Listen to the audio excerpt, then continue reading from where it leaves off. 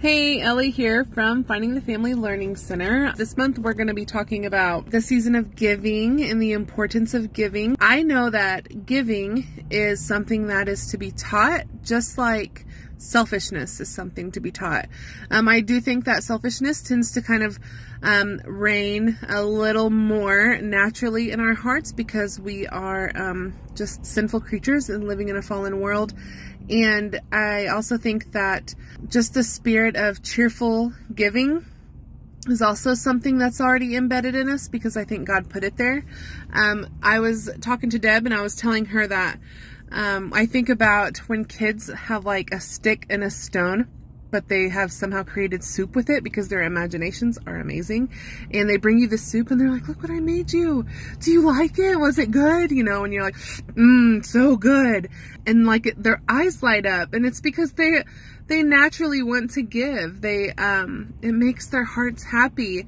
And if you are a giver, whenever you do something for somebody, you know what I'm talking about. That feeling in your heart that's just like, yes, it just makes you so happy to bless people. I feel like we have to start them young, but if giving's not something they've ever been strong with, I feel like we have to start at the basics. Like, giving makes our hearts happy.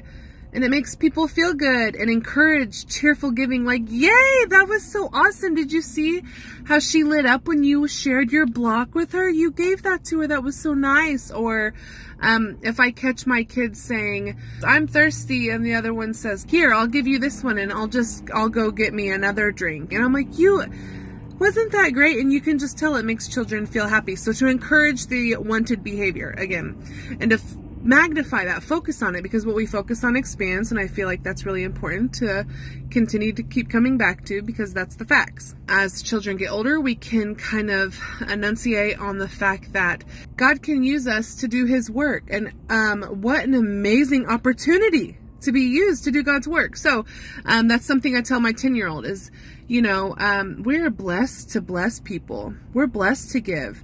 When you give, you receive. But that's not why we give. We give because that's who God has made us to be, and we're bringing Him glory when we do that. Then as they get older, I like to just tell them that you can't outgive God. God calls you to give. And as you give, God gives to you. And the more you give, the more God is giving you, because of your act of obedience. But these are all things that when we're talking to a young one, like 4 or 5, preschool age, start as early as you can. Just things like, one, we're teaching them to obey without delay. That starts with us. As they grow older, they'll know that that's between them and God. But obey without delay. And we're going to give with happy hearts. So, and do it yourself, because children are led by example. And if they see us being selfish with anything, they too are going to act in selfish ways. That's where the mine kind of comes in. So, another thing is a sign I seen in front of a church, and it said, sacrifice is the enemy of selfishness. So there's another nugget for you. I really liked it, so I thought I would share. Since we are in a season of giving, I wanted to challenge you to do something together as a family, because it's going to encourage your children when they see you enjoying giving to whether it be a nursing home or first responders in your area or anybody, your neighbor, anything. Just to do something for somebody else and share that experience with your whole family. It's awesome. It's going to be awesome. And when they see you excited about it, our kids are going to get excited about it too.